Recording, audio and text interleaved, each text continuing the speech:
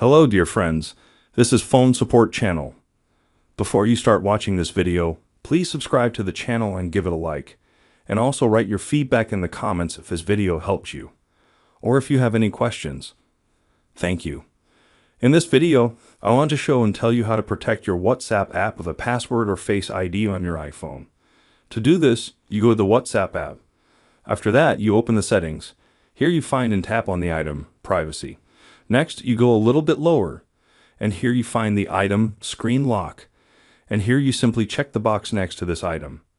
The topmost item you turn on, and you have enabled protection for this application. You can also choose the time after which you will be asked to unlock the app. Customize it the way you like.